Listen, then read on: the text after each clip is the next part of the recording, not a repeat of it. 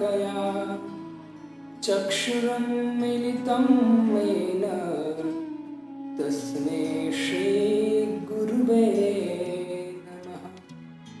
श्रीचैतन्यमनोभीष्टं स्थापितं येन भूतले स्वयं रूप कदा मह्यं ददाति स्वपदान्तिकम्। वन्देऽहं श्रीगुरु श्रीयुतापदकमलं श्रीगुरून् वैष्णवांश्च श्रीरूपं साग्रजातं सहगण रघुनाथान्वितं तं सजीवं साद्वैतं सावधूतं परिजनसहितं श्रीकृष्णचैतन्यदेवं श्रीराधाकृष्णपादा सहगण ललिता विशाखान्वितांश्च। नमो विष्णुपादाय कृष्णप्रेष्ठाय भूतले श्रीमते भक्तिवेदान्त स्वामिन्निति नामिने। नमस्ते सरस्वते देवी गौरवाणी प्रचारिणे निर्विशेष शून्यवादी पाश्चात्यदेशतारिणे। हे कृष्ण करुणा सिंधु दीनबंधु जगत्पते गोपेश गोपिका कांत राधा कांत नमोस्तुते। तप्त कांचन गौरांगी राधे वृंदावनेश्वरी वृषभानुसुते देवी प्रणमामि हरिप्रिये। जय श्री कृष्ण चैतन्य प्रभु नित्यानंद श्री अद्वैत गदाधर श्रीवासादि गौर भक्तवृंद। हरे कृष्णा कृष्णा कृष्णा हरे हरे हरे राम राम राम हरे हरे। हरे कृष्ण। इसी भक्ति वेदांत स्वामी श्रील प्रभुपाद जिसने इसको अपना किया है, तो प्रथम प्रभुपाद जी के चरणों में हम वंदन करते हैं, प्रार्थना करते हैं कि हमें भगवान की कृपा प्राप्त हो, आशीर्वाद है। और हम जो भगवान के गुणगान गा रहे हैं, प्रयत्न कर रहे हैं, कृपा से हो रहा है सब। तो प्रभुपाद जी को कोटि कोटि वंदन है कि भगवान कृष्ण को दे दिया है पूरे संसार को। विशेष ऋणी हैं हम इसी भक्ति वेदांत स्वामी श्री प्रभुपाद जी, चैतन्य महाप्रभु की एज इट इज वाणी को पूरे संसार में वितरण किया और पूरे संसार में कृष्ण भावनामृत फैलाकर सभी का उद्धार किया। तो ऐसे भक्ति सिद्धांत महाराज के परम शिष्य भक्ति सिद्धांत महाराज बहुत प्रसन्न थे प्रभुपाद जी से। वैसे प्रभुपाद जी को वंदन करते हैं। चैतन्य महाप्रभु जो 550 साल पहले हरिनाम संकीर्तन का प्रचार करने के लिए आए, तो चैतन्य महाप्रभु अपने मुख से कहते हैं, नाम संकीर्तन हैते सर्वनार्थ नाशा सर्वशुभोदय कृष्ण प्रेमेरा उल्लास। चैतन्य महाप्रभु कहते, कोई व्यक्ति अगर भगवान के नाम का कीर्तन करता है, हरे कृष्ण कृष्ण कृष्ण हरे हरे, हरे राम राम राम हरे हरे, सर्व अनर्थ नाश, उनके अनर्थ जो है तो नाश हो जाए। मतलब जो भी हम कार्य करते भगवान के लिए, आध्यात्मिक प्रगति उन्नति उत्थान के लिए, लेकिन कुछ ना कुछ बाधा आ जाती है, कुछ ना कुछ प्रॉब्लम्स आ ही जाता है। हम करने जा रहे भक्ति, लेकिन फिर भी क्या आता है, कुछ प्रॉब्लम आता है, उसको बोलते अनर्थ। तो कहते जब कोई व्यक्ति भगवान का ध्यान पूर्वक नाम जप करता है श्रद्धा पूर्वक, तो कहते सर्व अनर्थ नाश, सर्व अनर्थ उसके नाश हो जाए। मतलब जो बीच में प्रॉब्लम्स आ रहे उस सॉल्यूशन हो जाए, या तो आपकी भक्ति इतनी उत्कृष्ट हो जाएगी कि वो अनर्थ आपको दिखेंगे नहीं, वो अनर्थ के ऊपर पैर रखकर निकल जाओ, और या तो अनर्थ ही साइड से हट जाए। किससे? नाम संकीर्तन के द्वारा। सर्व शुभोदय, हम जो शुभ चाहते हैं ना, तो समस्त प्रकार के शुभ है, उदय मतलब उदय हो जाएंगे। जैसे सूर्य उदय होता है और अंधकार का नाश होता है, वैसे ही नाम संकीर्तन करने से क्या होता है? उदय, शुभोदय, शुभ कल्याण, जीव का कल्याण उदय होता है। कृष्ण प्रेमेरे उल्लास, और उनको कृष्ण प्रेम मिलता है, और कृष्ण प्रेम में उसको आनंद ही आनंद मिलता है। नाम संकीर्तन के लिए कितना सुंदर बात की है। तो अनर्थ, क्योंकि अनर्थ निवृत्ति नहीं होगी तब तक नाम संकीर्तन ठीक से होगा ही नहीं। मतलब नाम संकीर्तन ठीक से होगा तब अनर्थ निवृत्ति होगी, वरना कुछ ना कुछ बाधा आता है। और जब अनर्थ निवृत्ति होगी तो शुभ उदय हो गए तुरंत। और जैसे शुभ, शुभ मतलब क्या है? कृष्ण प्रेम। और जब कृष्ण प्रेम प्रकट होता है तो जो जीव है वो दिन रात उल्लास में रहता है, आनंद में रहता है। हरिनाम संकीर्तन में बहुत सुंदर महिमा है। चैतन्य महाप्रभु अपने मुख से ये महिमा का वर्णन करते हैं, और अपने आचरण के द्वारा भी चैतन्य महाप्रभु ने बहुत कुछ हमको सिखाया। आज हम जो चर्चा करने वाले हैं, जिस टॉपिक का नाम है साधु निंदा। अब ये जो टॉपिक है वो टॉपिक 10 नाम अपराध के अंतर्गत ही है। जैसे 10 नाम अपराध है, उसमें से जो पहला जो नाम अपराध है, उन वैष्णव की निंदा करना जिसने अपना संपूर्ण जीवन भगवत सेवा एवं भगवत प्रचार में समर्पित। तो मतलब 10 नाम अपराध के अंतर्गत ही है, और वो 10 नाम अपराध विस्तार से निराकरण, अपराध हो रहा है हमसे, लेकिन उसका निराकरण कैसे हो, तो निराकरण करने के लिए हम आगे जाकर श्रवण करेंगे। तो पहले नाम अपराध से हम स्टार्ट करेंगे, लेकिन फिर बीच में टॉपिक आता है साधु निंदा। तो इसको ही हम आगे, नाम अपराध का पहला अपराध है, उसका निराकरण में भी यही बात हम कर लेंगे। तो आज हम श्रवण करेंगे साधु निंदा पर, कि साधु निंदा करने से क्या होता है और साधु निंदा क्यों होती है। साधु निंदा क्यों होते हैं उसके विषय में ज्यादा चर्चा करेंगे।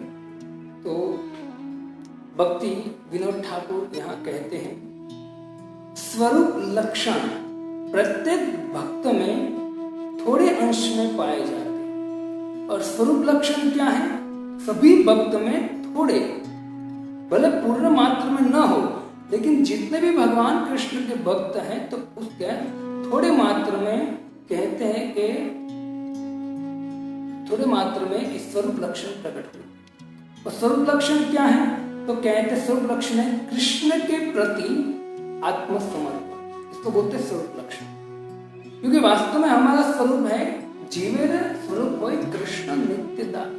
हम भगवान के दास हैं।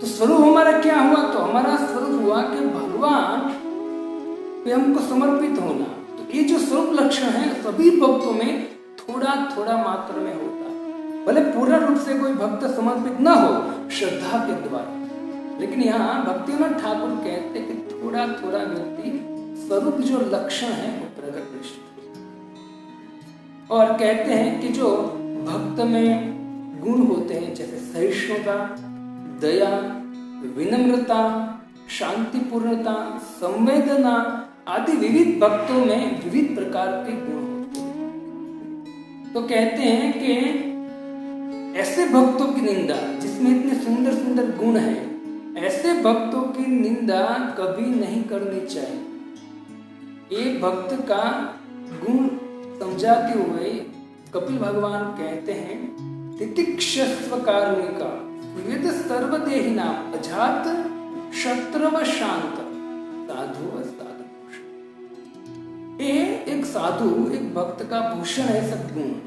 तो यहाँ ठाकुर जी कहते हैं कि जो व्यक्ति ये सब गुण है जिसमें सुंदर सुंदर भक्तों में साधु में, तो ऐसे साधुओं की निंदा नहीं करनी चाहिए। वैष्णव अपराध का क्योंकि निंदा करते उसका कारण क्या है? तो उसका कारण कहते हैं कि विषय लोगों का संग, मतलब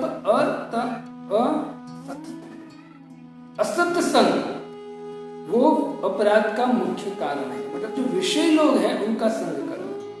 इसे आप देखेंगे हर शास्त्र में हर जगह पर एक बात कॉमन लिखी है कि हमको संग किसका करना चाहिए। जैसा संग वैसा रंग। जो संगति हमारी प्रथम है।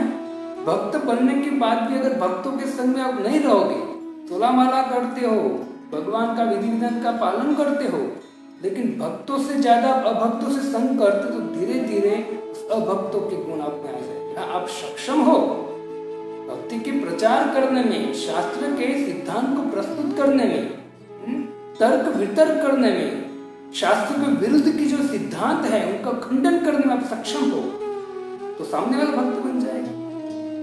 नहीं सक्षम नहीं है तो उनके गुण हमें आ जाएगा। तो यहाँ कहते हैं असत संग, मतलब विषय लोगों का संग, वही वैष्णव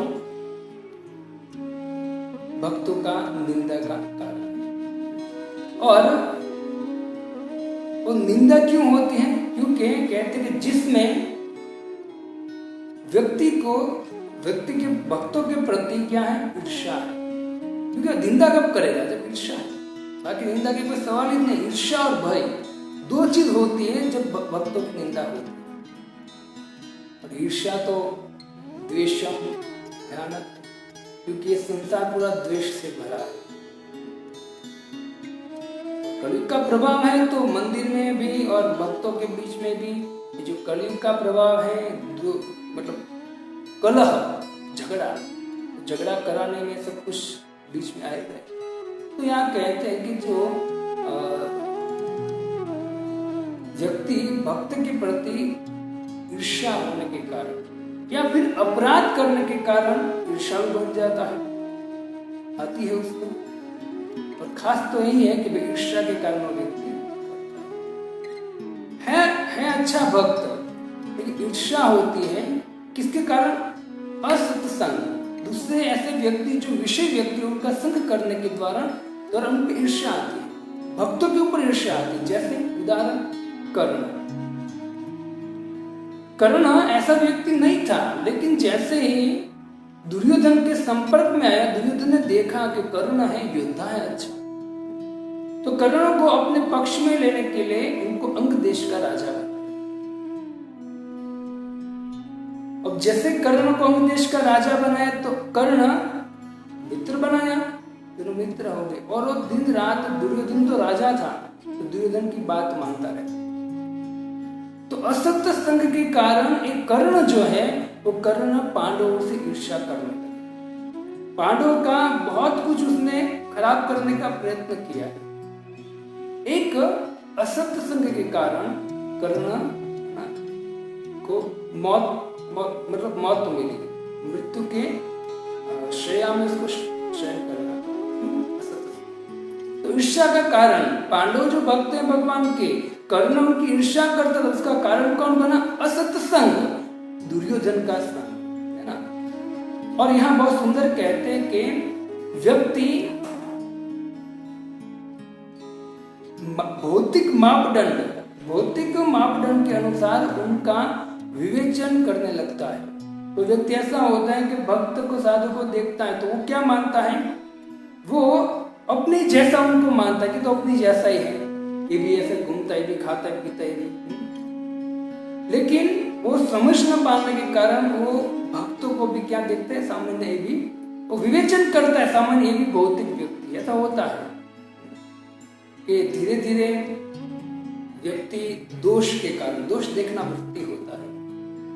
तो सब लोग पूर्ण न होने के कारण कुछ ना कुछ त्रुटियां होती हैं, तो त्रुटि को व्यक्ति पकड़ लेता है और फिर उसकी मित्र है, दो भक्त मित्र है, लेकिन कुछ दोष पकड़कर उसकी निंदा करता है, तो दोष दिमाग में डाल देता है, फिर बोलते तो ऐसा है। तो जो प्रेम था वो प्रेम तुरंत चला जाता है। तो दोष देखने की वृत्ति नहीं होनी चाहिए, लेकिन होने का कारण क्या है? तो कहते हैं असत्य दोष देखने लगता है वो व्यक्ति। फिर कहते हैं कि मतलब ये हमारी तरह है व्यक्ति, तो इस तरह से धीरे धीरे वो जो दोष है वो दोषों का घर उनका मन हो जाता है। बहुत ऐसे साधु हैं जो बाहर से कपड़े, आप देखेंगे बहुत जो कपड़े तो उसके साधु हो जाते हैं, लेकिन अंदर से कोई गुण नहीं दिखते हैं, है ना, क्योंकि वो अपने भौतिक संसार को, मतलब अपने जीवन को चलाने के लिए वो इस तरह से कर रहा है। साधु के कपड़े ऐसे बहुत लोग दिखेंगे, लेकिन साधु जो होता है अपने गुण से साधु होता है। सबको एक दृष्टि से देखना तो अपराधी है। अगर व्यक्ति कहे कि नहीं सब एक जैसे ही है तो ठीक नहीं है।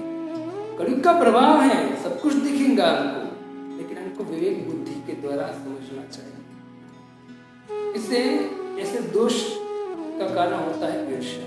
इसे कहते हैं कि शीघ्र आसानी से जो मिल जाता है उनकी किसी को कदर नहीं होती। कभी कभी किसी का संग मिलता है भक्तों का आसानी से, और उनके द्वारा हम भक्त में प्रगति करते कुछ सीखते हैं धीरे धीरे, लेकिन हमारी दोष देखने की वृत्ति के कारण हम क्या करते हैं? उसमें दोष देखकर फिर उससे दूरी धीरे धीरे दूर होते जा रहे हैं, और इतने दूर हो जाते हैं कि उसका संग एकदम छूट जाता है। फिर अगर वो ऐसा तो आगे जाके पछतावा निश्चित होता है उनको।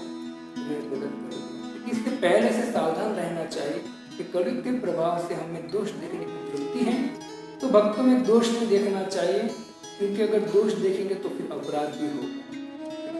तो भक्तों की निंदा करना, उसका कारण यहाँ कहते हैं भक्तों की निंदा करने के द्वारा बहुत कुछ हम खो बैठते हैं भक्ति। इसे ठाकुर कहते हैं कि भक्तों को नाम जप में सिद्धि के लिए भक्तों की निंदा से दूर रहना चाहिए। ज्यादा से ज्यादा, बहुत आगे जाकर बहुत सुंदर वर्णन करते हैं 6 प्रकार के जो लक्षण हैं, वो भी हमें आपको श्रवण करके। चैतन्य महाप्रभु खास करके चैतन्य चरितामृत में कहते हैं असत संग त्याग यही वैष्णव आचार, स्त्री संगी एक असाधु कृष्ण भक्त। कहते हैं कि असत संग त्याग यही वैष्णव का आचार क्या है? असत संग। और असत संग क्या है उसकी भी चर्चा करेंगे। हमारे श्रीधर स्वामी बहुत सुंदर बात कहते, स्त्री, संतान, धन और भौतिक इच्छा में जो आसक्त व्यक्ति है उनका संग नहीं करना चाहिए। स्त्री, यहाँ कहेगा स्त्री संगी एक असाधु, जो स्त्री संगी है वो असाधु है, उसका संग कभी नहीं करना चाहिए। दूसरा कहते हैं कि जो स्त्री संग करता है वो भी असाधु है, और स्त्री संग की मतलब चर्चा करता है उनकी भी कभी संग नहीं करना चाहिए। चेतन वो सीधा बोलते हैं यहाँ तो उनको, है ना, क्योंकि हम ऐसे व्यक्ति का संग करेंगे तो जो उनकी इच्छा है वो इच्छा हमें तो निश्चित है। 2 बात हो गई, या तो आपके गुण उसमें चले जाएंगे, मैंने अभी जैसे बोला, अगर हम भक्त हैं ऐसे, है ना, अगर हम शास्त्र की अंडरस्टैंडिंग को अच्छी तरह समझते हैं तो हमारे गुण उसमें चले जाएंगे, हमारी शुद्धि है तो भक्त बन जाएगा।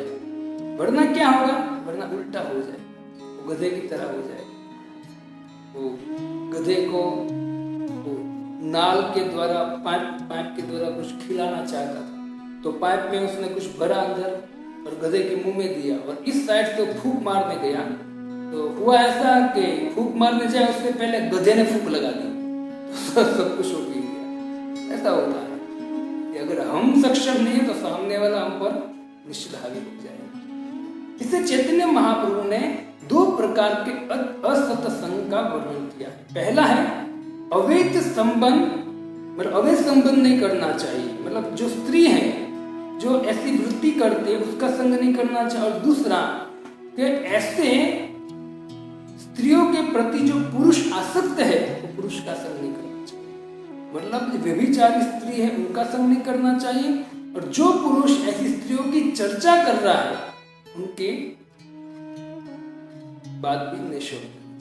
हम जो एक फिल्म है, जो मतलब टीवी है, फिल्म में देखते तो क्या होता है, यही होता है, एक पुरुष स्त्री की तारीफ करता है, स्त्री पुरुष की तारीफ करता है, दोनों काम में से बड़े हुए है ना। जब हम वो चर्चा सुनेंगे, संसार में जो भी है जो सुनेगा तो सब कुछ समझ में आएगा कि असत्य संग है, उससे बुद्धि है भ्रष्ट हो जाएंगे।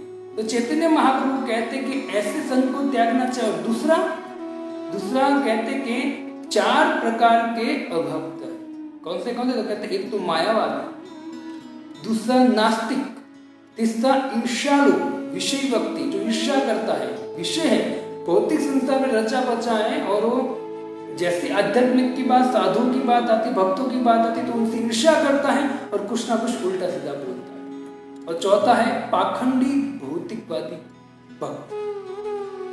भक्त तो है लेकिन मैंने अभी बोला जैसे ये कैसे पाखंडी है।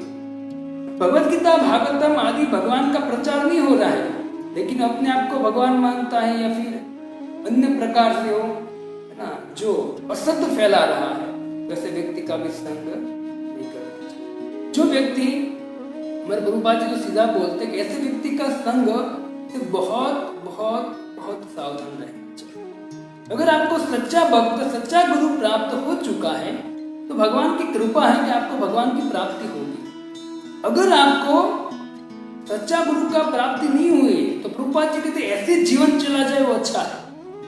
अगर सच्चे गुरु की प्राप्ति नहीं हुई है तो ऐसे जीवन चला जाए अच्छा है। लेकिन अगर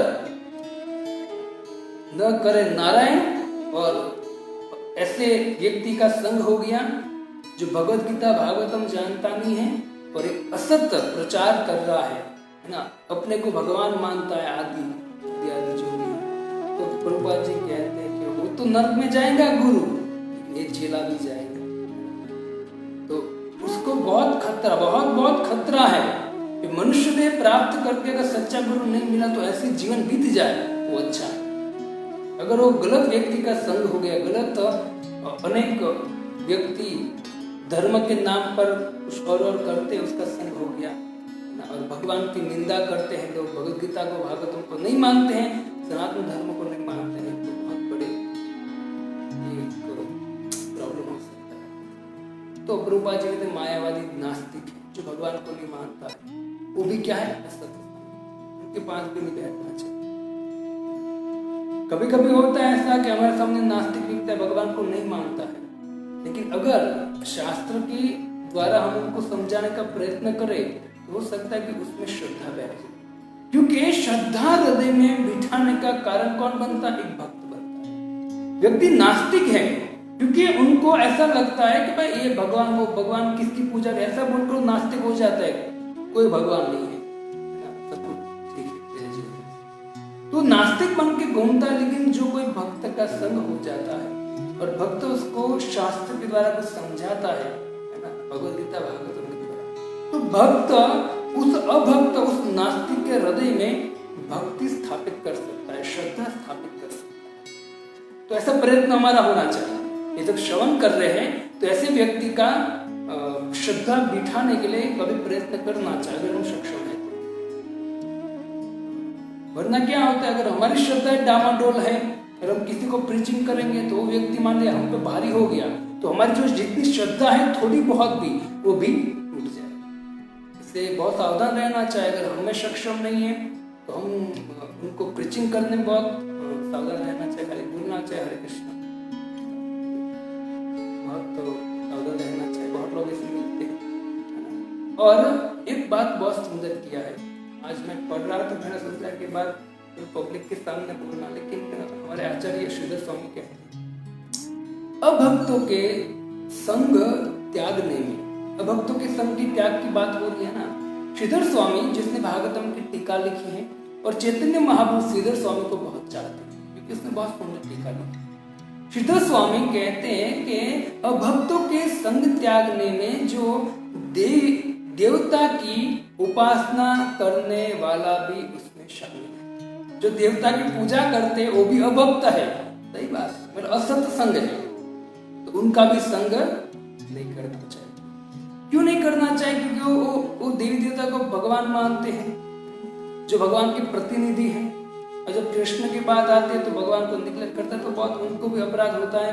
तो शायद श्रीधर स्वामी कहते हैं कि उनका संग नहीं करना, वो भी असत संग है, कभी संग नहीं करना चाहिए, है ना। भक्ति सिंधु में रूप गोस्वामी बात कहते हैं, वरम हुत वह ज्वाला पंजरांत व्यवस्थिति न शोरी चिंता विमुख जन संवास वेश सम। कहते हैं कि एक कृष्ण भावना विहीन व्यक्ति के संग से अच्छा है एक कृष्ण भावना से विहीन, मतलब जिसमें कृष्ण भावना नहीं है, ऐसा व्यक्ति के संग से अच्छा है, बेटर है कि हम पिंजरे में बंद होना चाहेंगे। वो भक्तों का वो मतलब जो कृष्ण भावना नहीं है, भौतिक जीवन जी रहा है, अभक्त है, ऐसा संग प्राप्त करने से बेटर है कि हम पिंजरे में बंद होना चाहेंगे। और कहते हैं कि तथा धधकती आग हुई ज्वाला से घिरे हुए का होने का दुख स्वीकार कर सकते हैं, लेकिन ऐसे कृष्ण भावना मूर्त विहीन जो व्यक्ति है उनका संगम नहीं करना चाहिए। बोले पिंजरे में हम बंद हो जाएंगे ना, आग चारों तरफ आग है तो बीच में हम है तो हम उसका सहन कर लेंगे वो आग का, लेकिन हम कृष्ण भावना मूर्त विहीन जो व्यक्ति है उनका संग नहीं करना चाहिए। आगे कहते हैं विष्णु रहस्य जो ग्रंथ है उसमें कहते हैं आलिंगन वरम मन्ने ख्यालम व्याघ्र जलोक साम न संग शल्य युक्ताना नाना देवक से बिना।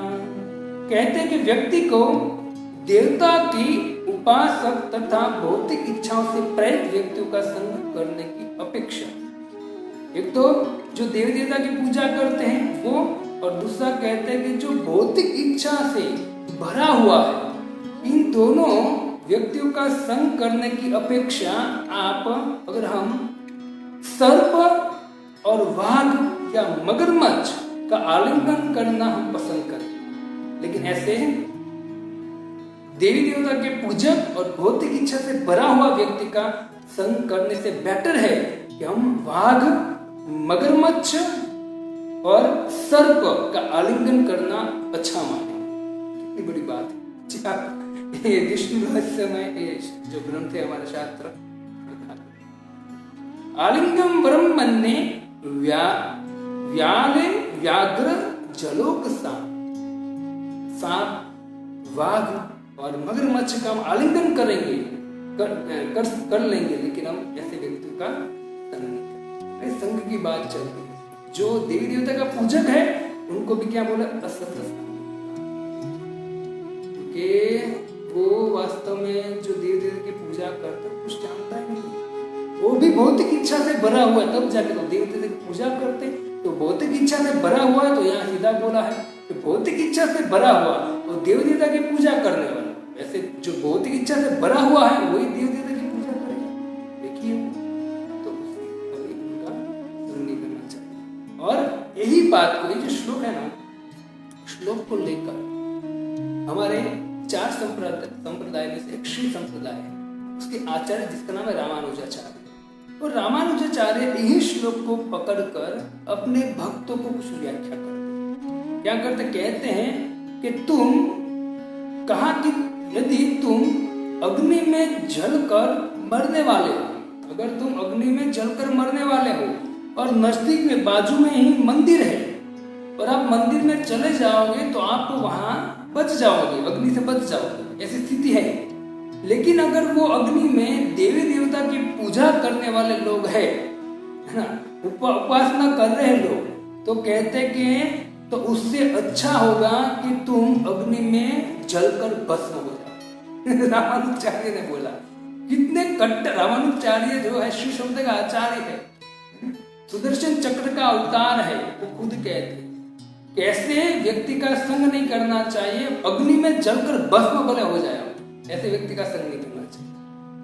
लेकिन हमारे इसी भक्तिवेदांत स्वामी श्री प्रभुपाद जी ऐसे लोगों का उद्धार कर दिया। हमारे प्रभुपाद जी ने ऐसी फिलोसॉफी दिया है, वास्तव में ये जो श्लोक है वो गलत नहीं है, बहुत सुंदर श्लोक है, सही बात है उनकी सब, क्योंकि भक्ति में आपको अग्रसर होना है तो पहले संग जो है वो पहले पावरफुल करना पड़ेगा। थोड़ा सा भी असत संग के जो व्यक्ति है उनके शब्द नहीं सुनने, उनके पास नहीं जाना भक्ति, क्योंकि जैसे भक्ति में आगे बढ़ेंगे अच्छा अपने आप ही भक्ति में आगे बढ़ता बढ़ता व्यक्ति प्रचार कब कर सकता है, जब मध्यम स्थिति में रहता है। लेकिन मध्यम स्थिति में भक्ति में फर्स्ट नंबर की स्थिति में पहुंचता है जब उत्तम लेवल पर, तब उनके पास कोई अभक्त होता ही नहीं, क्योंकि उसके मन में सब भक्त ही होता है, कोई अभक्त भक्त नहीं होता। लेकिन संग कब होता है, जब मध्यम स्थिति में होते हैं और निम्न स्थिति में होते भक्ति के, तब ये संग होता है। ऐसे संग से बचना चाहिए, वरना हमारी श्रद्धा जो है उसको तुरंत ठेस पहुंच सकती है। तो रामानुजाचार्य ने बहुत बड़ी बात कह दी है ना, बहुत अच्छी भी बात कह दी कि भाई मंदिर में अगर वैष्णव की देवी देवता की उपासना हो रही है, उससे बेटर है कि आप अग्नि में जलकर। और कहते हैं कि यदि कोई अग्नि में भस्म हो जाता है, बहुत सुंदर बात है, अगर कोई व्यक्ति अग्नि में भस्म हो जाता है या उसे वाघ उसे खा जाता है, अग्नि में भस्म हो जाता है या वाघ उसको खा जाता है, उससे उनकी भक्ति के संस्कार जो है भक्ति के वो नष्ट नहीं होते, नष्ट संस्कार नहीं। लेकिन अगर कोई व्यक्ति अभक्तों का संग करेगा, अभक्तों का संग करेगा, जो देव देवता का पूजक है, जो भौतिक इच्छा से भरा हुआ है, तो कहते हैं कि तो उसके भक्ति संस्कार नष्ट होने का पूरा चांस है। दावाग्नि, स्त्री और जानवर, ये तीनों भक्ति का नाश नहीं कर सकते। दावाग्नि में कोई व्यक्ति जल जाता है, फिर कहते कि स्त्री जो है और जानवर, सॉरी पिंजरा और जानवर, उसमें जल जाता है, जानवर को खा जाता है, तो उसमें भक्ति का कोई नाश नहीं हो सकता है। लेकिन कामी पुरुष, इंद्रिय भोगी, देवी पूजक जो है वो उनका संग बहुत घातक है।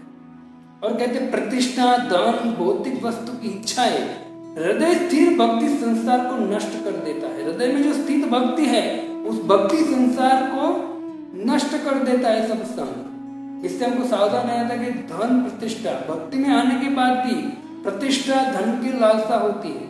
भक्ति विनोद ठाकुर कहते हैं कि इस शुक्र विष्ठा, ये जो मान प्रतिष्ठा है वो शुक्र की विष्ठा की ओर तरह है, क्योंकि भक्ति में बहुत बड़ी बाधा है, तो छोड़ना चाहिए। ये सबसे बड़ा असत संग है।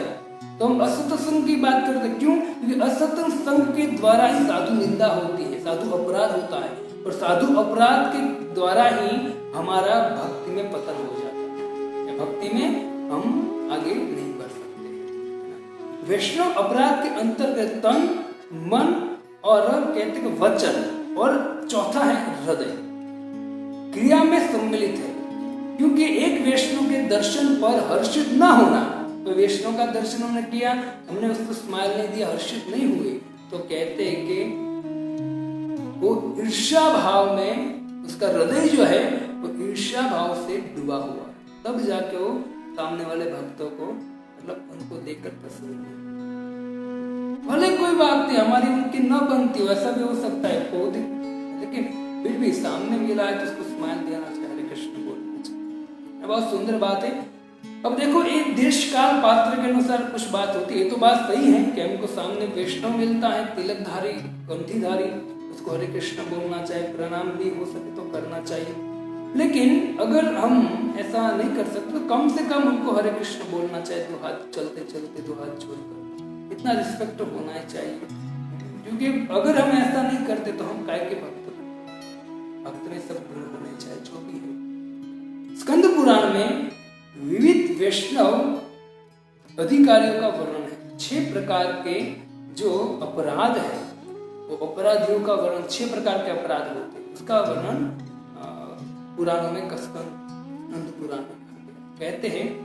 हंति निंदन्ति वेदृष्टि वैष्णवानाभिनन्दति कृत्यते याति नो हर्षं दर्शने पतनानि षट्।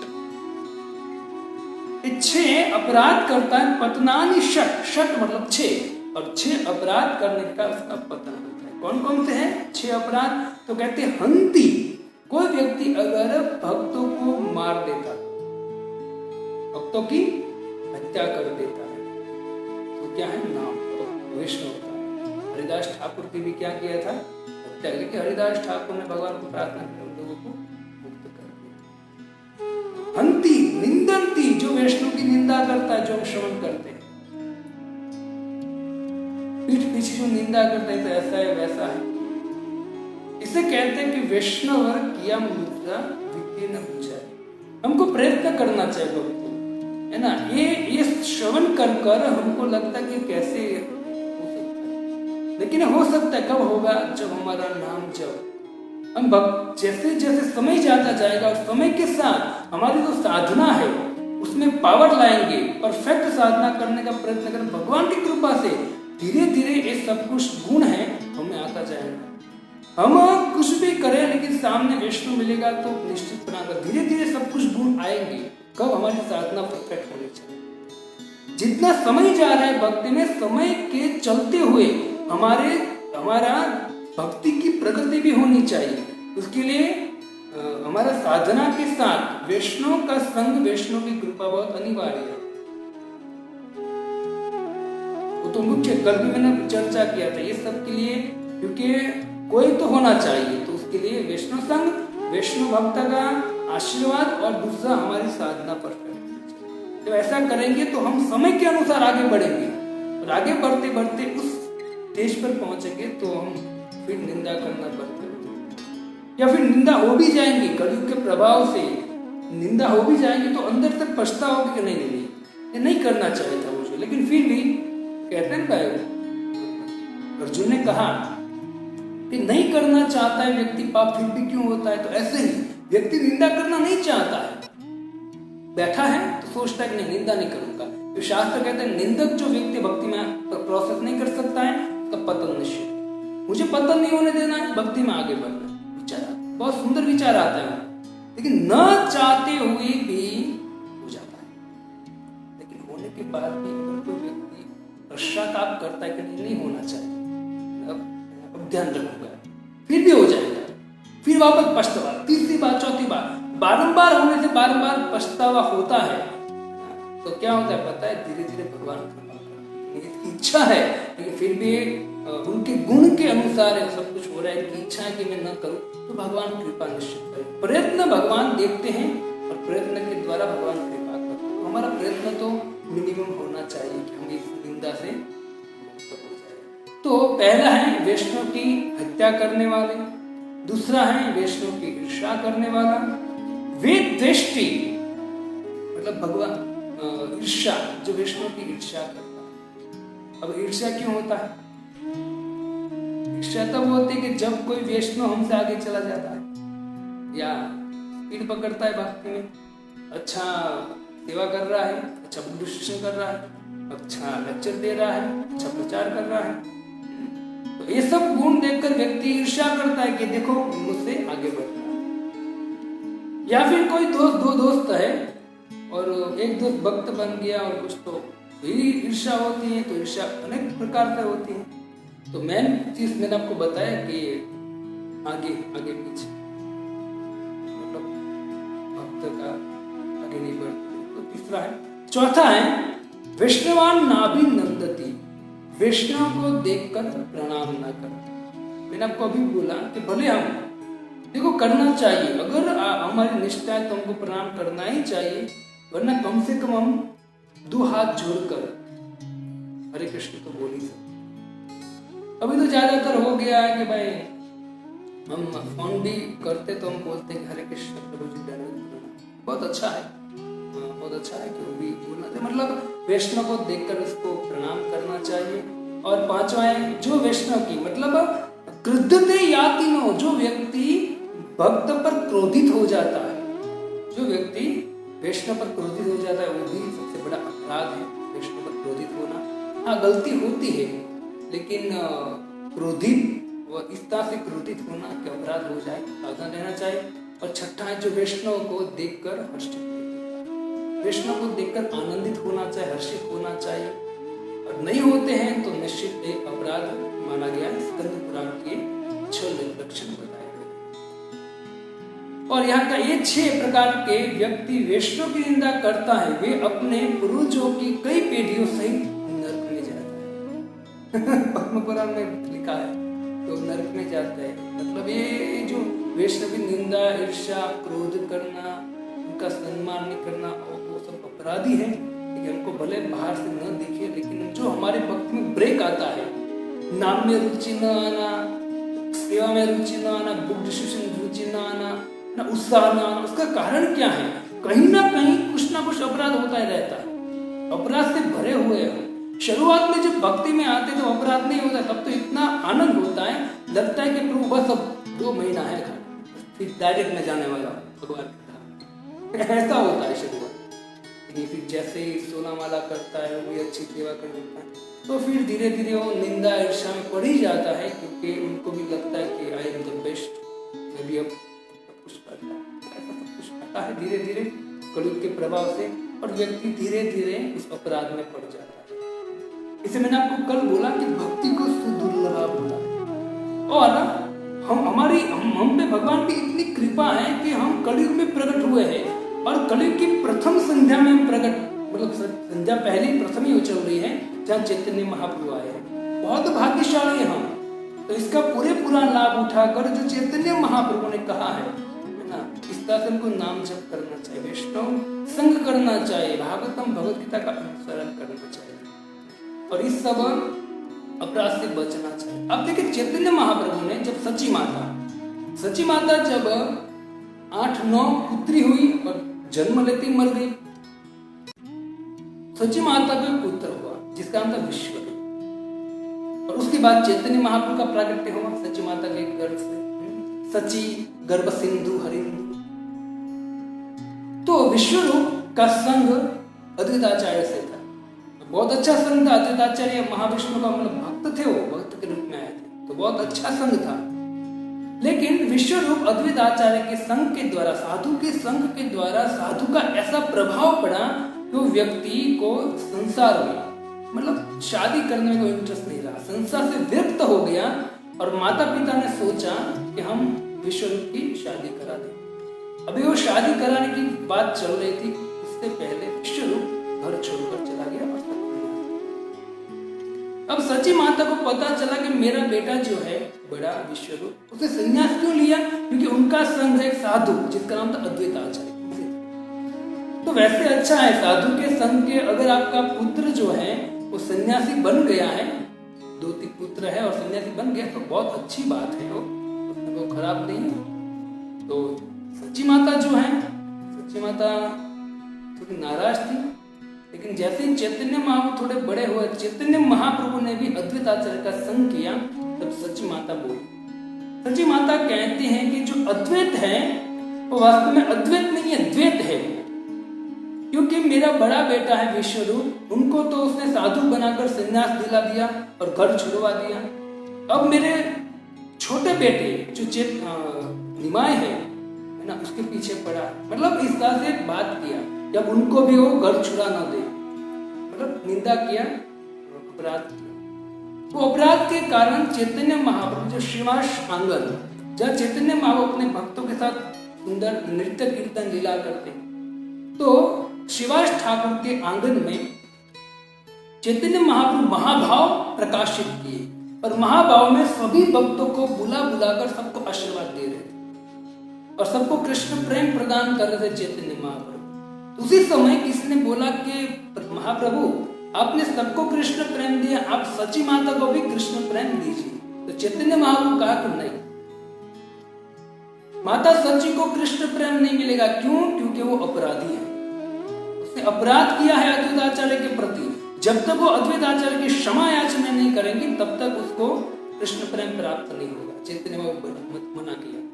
उसी समय अद्वैत आचार्य आते हैं और अद्वैत आचार्य जैसे आते सची माता, अद्वैत आचार्य ने प्रणाम किया चैतन्य महाप्रभु को, तो तुरंत सची माता ने अद्वैत आचार्य के चरण में सची माता ने प्रणाम और चरणों की धूल ग्रहण की और वो देखकर चैतन्य महाप्रभु प्रसन्न हो गए और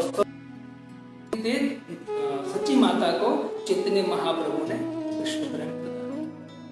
फिर चैतन्य महाप्रभु सभी भक्तों को कहते कि देखो, जो व्यक्ति वैष्णव अपराध करेगा उनको कृष्ण प्रेम कभी प्राप्त नहीं होगा। मेरा वचन है भक्तों, सही बात है। क्योंकि ये जो चैतन्य महाप्रभु कहते हैं, हमारे संत आचार्य कहते हैं कि नाम जो है वो नाम सर्वोच्च सिद्धि कृष्ण प्रेम प्राप्त कराएगी। नाम लेने से मेद गलद अश्रुधारिया वदनम गदगद गिरा, वो सब गुण प्रकट होते हैं। लेकिन दुर्भाग्यवश हम जो है उस पर ध्यान नहीं देते, कुछ ना कुछ अपराध करते हैं। इससे हमको एक बारीक दृष्टि से क्या करना चाहिए, बहुत संभल कर भक्ति करनी, बारीक दृष्टि से देखना है कि कहीं मेरा अपराध ना हो, किसी भक्त मुझसे नाराज ना हो जाए। अगर बोलने से कोई भक्त नाराज होता है तो बेटर है कि मौन रहो, है ना, मौन रहो और सामने मिले तो दो हाथ जोड़कर हरे कृष्ण बोलो, अगर ऐसा स्वभाव है। लेकिन भक्ति में आने के बाद अगर अपराधी बने ना तो फिर मैंने कल आपको दृष्टांत दिया था, ऐसा एक दूसरा दृष्टांत कॉपी कि जैसे नाव होती है, वो नाव पानी में नाव है और उसका लंगर निकाला नहीं है और कोई चप्पू से चला रहा है तो नाव तो वही घूमेगी, वैसी हमारी दशा हो जाए। कल मैंने साइकिल का उदाहरण दिया, बहुत सावधानी से ये जो 6 अपराध है, सच्ची माता जो है तुरंत ये भक्ति का ब्रेक, जैसे हम 2 व्हील 4 में ब्रेक होता है ना, ये भक्ति का ब्रेक है नाम। और चैतन्य महाप्रभु बहुत सारे पॉइंट बोलते हैं, जैसे समय बीतता है भक्ति में, जिस तरह समय बीतता है वैसे अपराध धीरे धीरे होता है। हम समझे या ना, धीरे धीरे अपराध होता जाता है और अपराध के कारण व्यक्ति की प्रगति नहीं। लेकिन अगर कोई व्यक्ति अपराध के विषय में बहुत सावधानी होकर भक्ति करता है ना, तो उसकी भक्ति इस तरह से अविरत भाव से बढ़ेगी जिस तरह से गंगा समुद्र की ओर बढ़ती, धीरे धीरे वो भक्ति में आगे बढ़ेगा।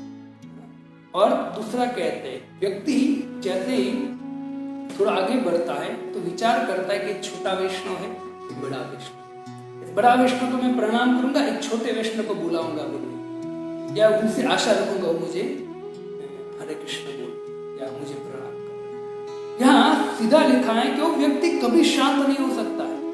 अपने आप को कोई व्यक्ति बड़ा मानता है या सामने वाले को बड़ा मानता है, एक को छोटा मानता है। अभी आया एक वक्त 2 साल हुआ है, ये 10 साल से है और मैं 5 साल से हूँ, तो मैं इनको प्रणाम करूँ, ये बड़ा है ये छोटा। ये दृष्टि रखने वाला चैतन्य महाप्रभु कहता है शांति को प्राप्त नहीं करेगा। भले हम एक वैष्णव की दृष्टि जो अभी अभी आया है, 1 साल 2 साल हुआ है, तो उसके व्यवहार है, इसके साथ व्यवहार भी बहुत अच्छी तरह से करना है।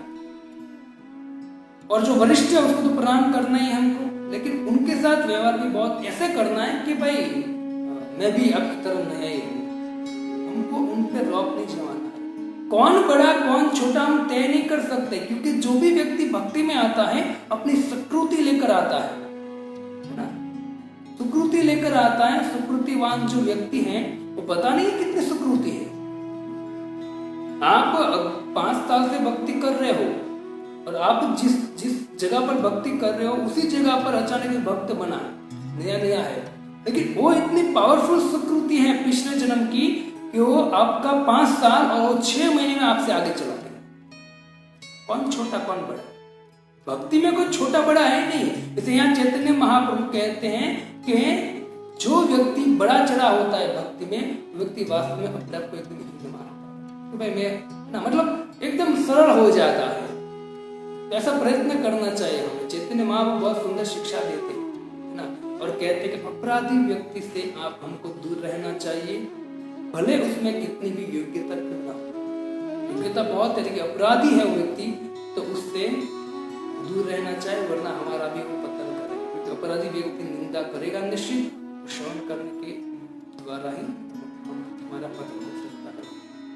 भगवान को निंदक प्रिय नहीं है।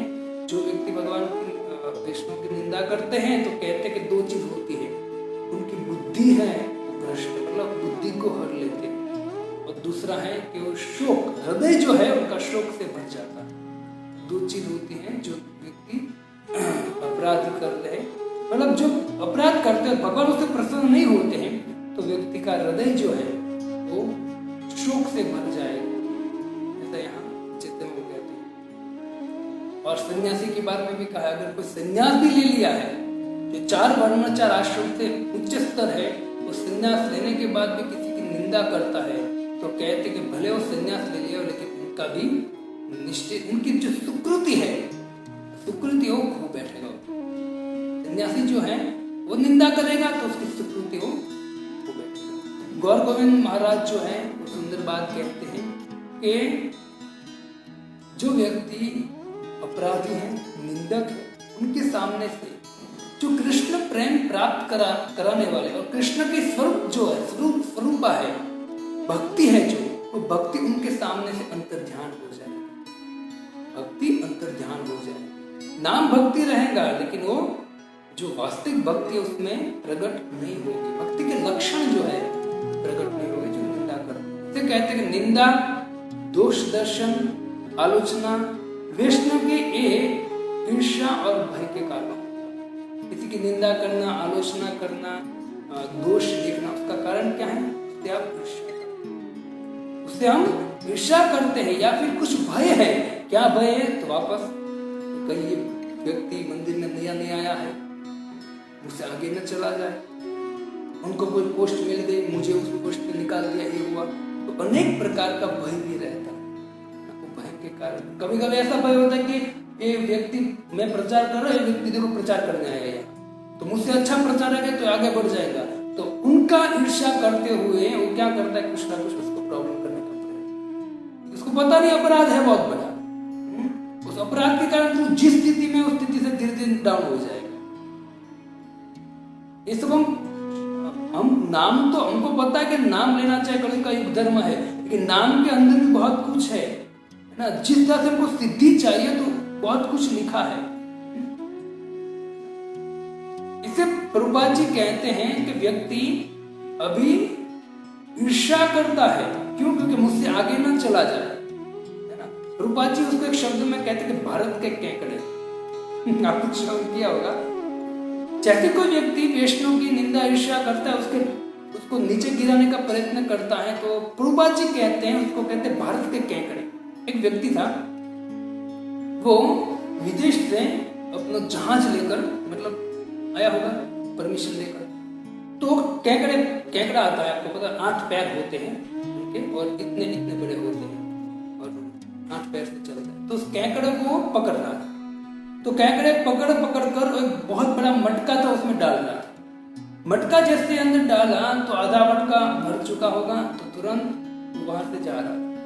एक व्यक्ति ने पूछा कि भाई ये जो केकड़े हैं,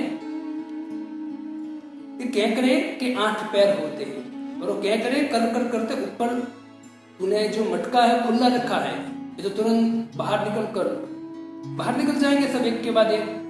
तो व्यक्ति ने बोला कि चिंता मत कीजिए, मैं यहां से मेरे देश पहुंचूंगा ना, एक भी केकड़ा भले मैं खुला रखूंगा, एक भी केकड़ा बाहर नहीं निकलेगा। क्यों? क्योंकि भारत के केकड़े हैं। तो व्यक्ति ने कहा भारत के केकड़े हैं, क्यों?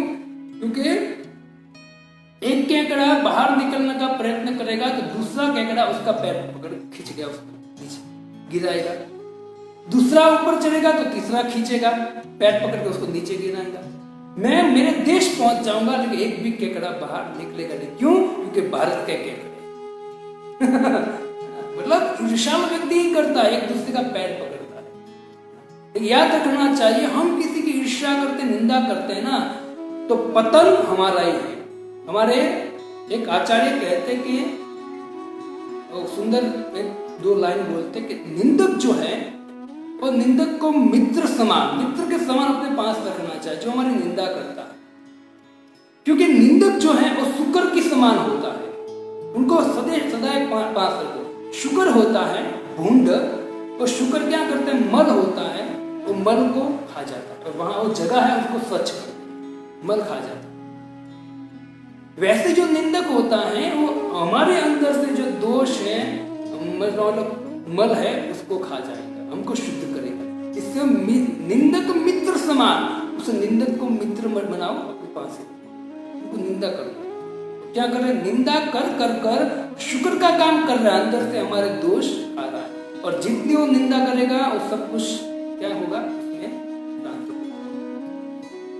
मतलब वो शुक्र की तरह काम करता है, तो वहां कहते उसको मित्र बना कर। तो इस तरह से यहाँ जो निंदा करने वाले की ऑलरेडी प्रभुपाद जी उसको प्रश्न करते हैं कि हमको निंदा किसी की नहीं करनी चाहिए, और वैष्णव निंदा से हमारी भगवत भक्ति जो वास्तव में सच्चे दिल से हम करना चाहते हैं उसमें कितना ब्रेक आएगा। अभी तो हरि नाम के विषय में हमने संग अपराध के विषय में हम विस्तार से आगे चर्चा करेंगे कि अपराध तो हो रहा है, ये अपराध का निराकरण क्या, उसका निराकरण तो कुछ होना चाहिए ना, तो कहाँ है तो निराकरण है वो क्या है, हम श्रवण करेंगे आगे। और आगे कहते हैं भक्तिनाथ ठाकुर याद रखना चाहिए कि हम पूर्ण नहीं है, हम अपूर्ण है, हम पूर्ण नहीं है, इससे हम दूसरे में त्रुटियां हमको नहीं ढूंढनी चाहिए। दूसरे में त्रुटि, दूसरे में दोष देखने से पहले विचार करना चाहिए कि मैं खुद अपूर्ण हूं, तो मैं किस तरह से किसी में दोष देख सकता हूं, मैं पूर्ण तो हूं नहीं, तो मुझ में भी अनेक दोष हैं, तो मुझे किसी पर दोष देखने का कोई अधिकार। ये बात भक्तिनाथ ठाकुर कहते दिमाग में डाल देनी चाहिए, हम अपूर्ण है, पूर्ण नहीं है। और कोई भी व्यक्ति आप ले लो, सब में दोष है, क्योंकि कोई पूर्ण नहीं, संसार में सभी अपूर्ण है। कोई भी व्यक्ति ले लो, चाहे कोई व्यक्ति अभी नया आया भक्ति में या मध्यम स्थिति में या फिर संन्यास ले चुका है ना, उसमें हमारी दृष्टि से, हमारे कलमश बुद्धि से हमको कुछ दिखेगा ऐसा दोष, लेकिन हमको देखना नहीं कि हम अपूर्ण है। हो सकता है वैष्णव है, वैष्णव क्रिया मुद्रा विज्ञान पूजा, क्या कर रहा है, कैसे कर रहा है, जो भी करता है उसको करने, हम हमारा काम करें, हम कहाँ हैं वो देखें, और हमको कैसे आगे बढ़ना है वो सोचें। आजू बाजू वाला क्या कर रहा है उसमें दोष देखने की प्रयत्न मत करो, उनकी टांग खींचने का प्रयत्न करोगे खुद ही गिरेंगे। सावधानी के साथ, भक्ति भगवान ने दी है, सुदुर्लभ है, उसको छोड़ना नहीं है। जो छोड़ेगा भक्ति मिलने के बाद महामूर्ख व्यक्ति है, और जो व्यक्ति भक्ति करता करता वैष्णव की निंदा करेगा वो भी महावैष्णव मूर्ख है। इसलिए सब कुछ छोड़कर हमको हमारी लाइन में चलना है, तब जाके आगे जाके हमारा हृदय शुद्ध होगा और सुंदर भक्ति का हमको पूरा अवसर भगवान देंगे।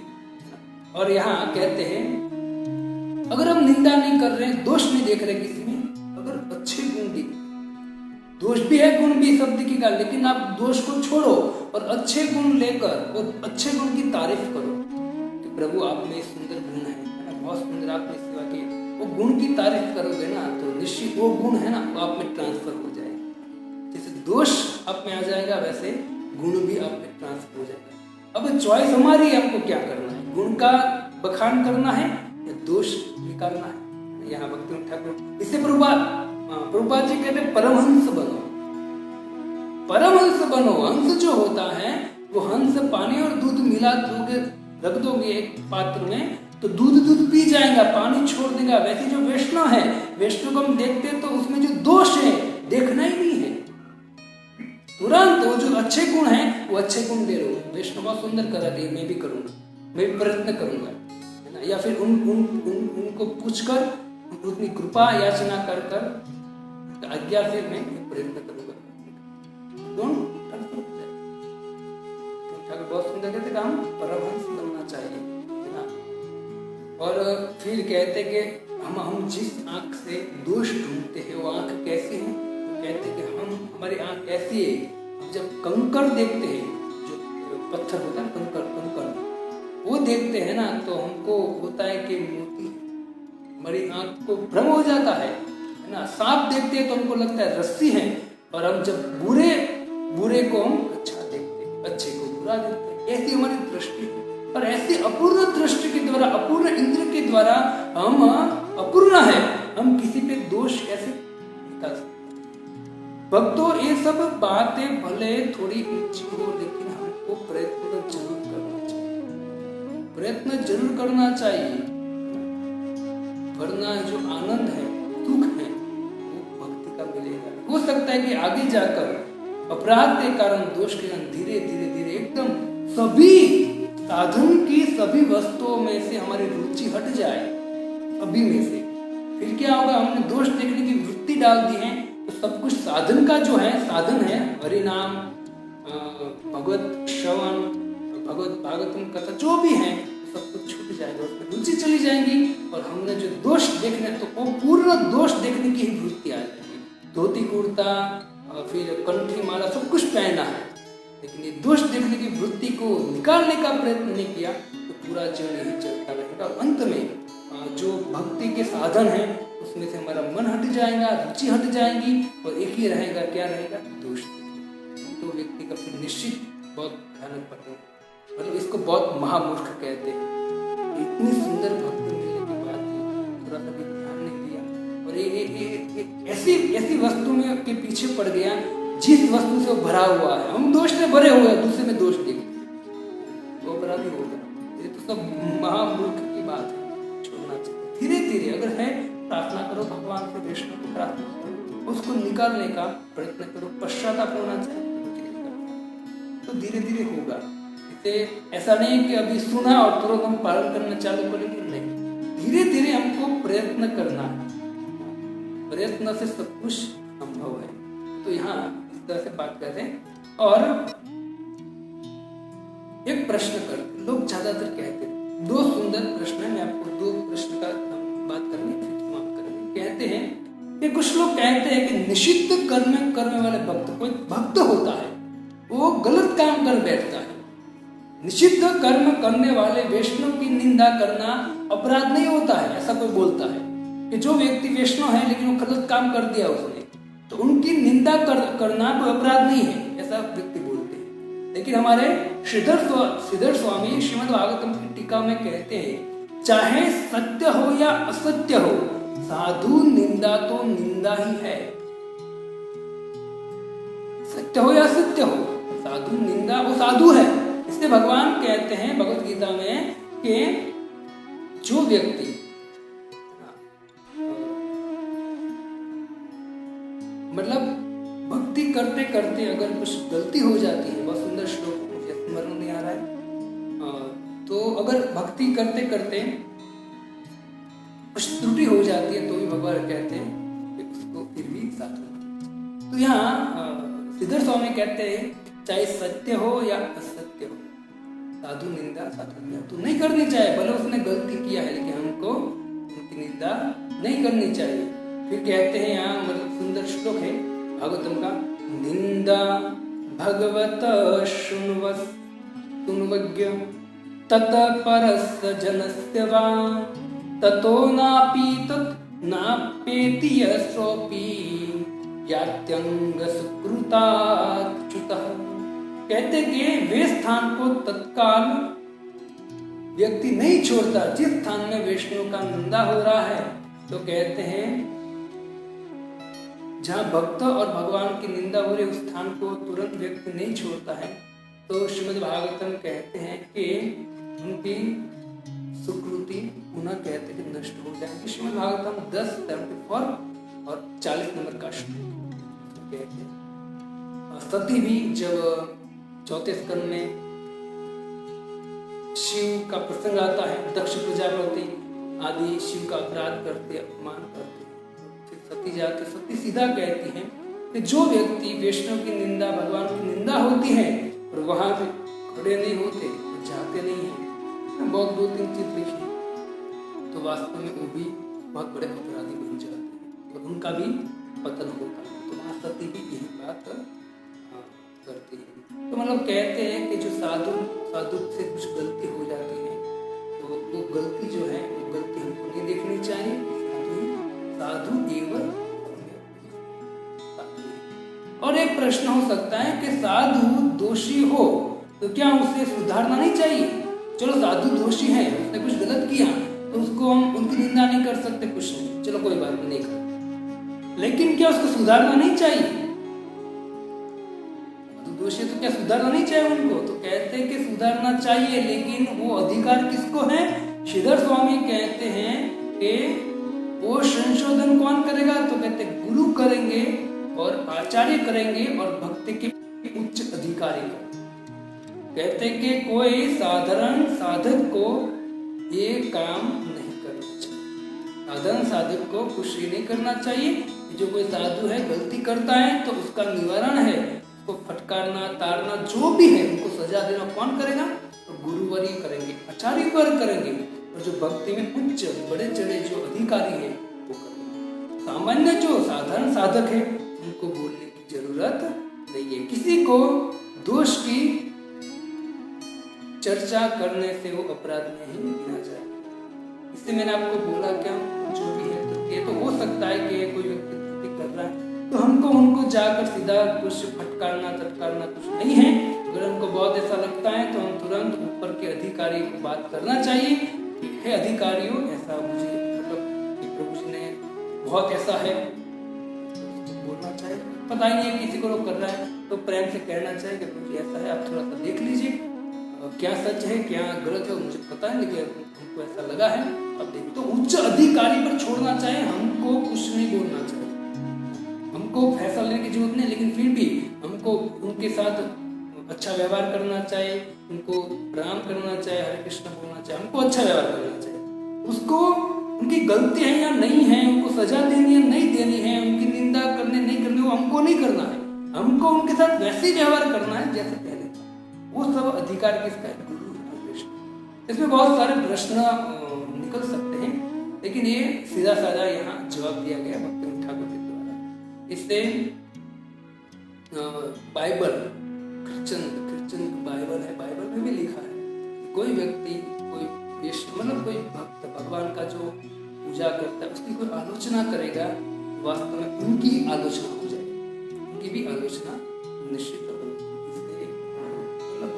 भगवान के जो पूजक है उनकी आलोचना नहीं करनी चाहिए, वरना उनकी आलोचना हो जाएगी। कभी कभी ऐसा होता है भक्तों कि हम देखते हैं कोई व्यक्ति में और हमने देखा और ऊपर अधिकारियों से हमने बात किया, लेकिन ऊपर अधिकारी हैं वो उसने बात नहीं सुनी, ऐसा भी हो सकता है वो नहीं सुनते, तो फिर क्या करना चाहिए? तो फिर हमको थोड़ा सा कहना चाहिए कि नहीं प्रभु जी मंदिर में ऐसा हो रहा है तो ठीक नहीं है, ये शास्त्र के विरुद्ध है, शास्त्र के विरुद्ध जो भी हो रहा है ऊपर अधिकारी को बोलना चाहिए, हमको एक्शन नहीं लेना चाहिए प्रथम शुरुआत में। और ऊपर के अधिकारी को आपने बोल दिया और फिर भी उन लोगों ने एक्शन नहीं लिया तो फिर आप फिर आगे बढ़ सकते, क्योंकि शास्त्र के विरुद्ध है। मंदिर में कुछ शास्त्र के विरुद्ध कुछ होता है तो आप भले डायरेक्ट उस पर एक्शन ना लो, लेकिन तुरंत ऊपर के अधिकारी को बताओ कि शास्त्र के विरुद्ध हो रहा है, आपको इनको बंद करना चाहिए, तो एक्शन लेना चाहिए आपको। और फिर भी कुछ ना कुछ कलयुग के कुछ ना कुछ कारण के द्वारा जब नहीं रहे एक्शन तो फिर आपको थोड़ा सा और आगे बढ़ना चाहिए, और शास्त्र के विरुद्ध जो हो रहा है भक्ति मतलब मंदिर में, क्योंकि पूरा संसार है उसकी दृष्टि मंदिर पर रहती है, क्योंकि मंदिर एक धर्म का स्थान है और धर्म के स्थान में अगर अधर्म हो रहा है तो उसको निकाल करना बहुत आवश्यक है, इससे एक्शन लेना ही चाहिए। इससे मैंने बोला ना कि एक प्रश्न में अनेक प्रश्न छुपे हुए हैं, इससे हमको उस पर चिंतन करने की जरूरत नहीं है, उसके अनेक जवाब होते हैं। तो जवाब पर्सनल अगर का कुछ प्रश्न हो तो आप मुझे फोन कर मुझे पूछ सकते हो। भक्ति ठाकुर और 2 पॉइंट आखिर में कहते हैं, जो वैष्णव अपराध निंदा नहीं करते हैं वे धीरे धीरे मन हृदय से शुद्ध होकर भगवान के प्रेम को प्राप्त करते हैं। जो व्यक्ति वैष्णव अपराध निंदा नहीं करता है, तो मैंने जैसे बोला जैसे गंगा नदी बहती है वैसे धीरे धीरे उसकी बड़ी भक्ति जो है वो भक्ति समय के अनुसार धीरे धीरे बढ़ती जाएंगी और उस लेवल पे पहुंच जाएंगे जहां आखिर में कहते हैं, निंदा नहीं करने वाला का कृष्ण सहज ही उद्धार, निंदा ईर्ष्या नहीं करता है उसके कृष्ण सहज ही उद्धार करते हैं। हमने भले बहुत निंदा कर चुके नहीं भी जो भी है, अभी धीरे धीरे तो ऐसा आगे बढ़ना है, धीरे धीरे उसको कभी कभी परिस्थिति ऐसी आ जाती है कि न चाहते हुए भी हम ऐसा कर बैठते, न चाहते हुए भी हमें एक्शन लेना पड़ता है, क्योंकि होता ही है, ऐसा हो जाता है, नहीं चलता, लेना ही पड़ता है। तो भगवान की भी इच्छा होती है कि हमको भगवान आगे कर देते हैं, और हमारे द्वारा हमें बहुत सारे कचरा होता है, वो भी भगवान हमको माध्यम बना कर निकाल देते हैं। लेकिन खास करके जो वे छोटी मोटी त्रुटि होती है भक्तों से, कलयुग है, माया का प्रभाव है, होता रहता है, हमको दोष नहीं देखना है। ऊपर के जो अधिकारी हैं उनको दंड देंगे वो और बहुत ऐसा लगता है कि भाई शास्त्र के विरुद्ध हो रहा है, ये लोग ध्यान नहीं दे रहे, तो फिर हम थोड़ा सा सीधा डायरेक्ट वैष्णव एक्शन नहीं लेना है, ऊपर के व्यक्ति को ही हमको बारंबार बोलना है,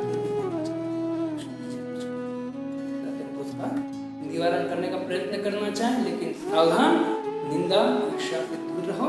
हरे कृष्ण महामंत्र ध्यान पूर्वक जपने का प्रयत्न करोगे तो अपने आप भगवान बुद्धि देंगे, और जो दोष निंदा कर रहे हैं तो अपने आप ही अंदर हमको पछतावा होगा कि मैं जो भी कर रहा हूँ गलत है, इसके द्वारा मेरी भक्ति कभी आगे नहीं बढ़ेगी, और भगवान ऐसी बुद्धि देंगे, हमको ही खुद को एहसास होगा और हम खुद ब्रेक कब होगा, तो अच्छे निष्ठा से हरे कृष्ण महामंत्र भगवान की कथा का श्रवण करेंगे, सुबह बैठकर महामंत्र जपते हैं, ध्यान पूर्वक अपराध रहित मंत्र जपेंगे, धीरे धीरे ऐसे दिव्य गुण प्रकट हो जाएंगे भक्तों कि हमको लगेगा करवा, हमको भक्ति के अलावा किसको सूझेगा ही नहीं, ऐसी स्थिति में हम आ जाएंगे। लेकिन इसका कारण है अपराध से दूर रहो, साधु निंदा से दूर रहो।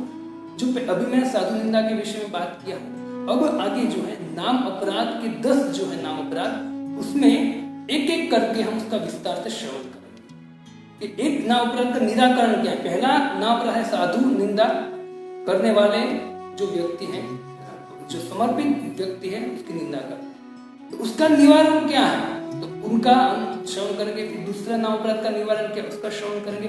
ऐसे 10 नाम अपराध का अनुकरण, मतलब क्या बोलते हैं उसको, निराकरण का श्रवण करेंगे कल से 6 बजे। ठीक, हम पुनः मिलेंगे और प्रभुपाद जी की, भक्तिविनोद ठाकुर, भक्तिसिद्धांत महाराज आदि आचार्य और आदि पुराणों का हम श्लोक देखकर उनका मंतव्य लेकर प्रभुपाद जी की कृपा से हम श्रवण करने का कल प्रयत्न करेंगे, ठीक शाम को 6। इसी भक्ति वेदांत स्वामी श्रील प्रभुपाद की जय, नाम प्रभु की जय, समस्त वैष्णव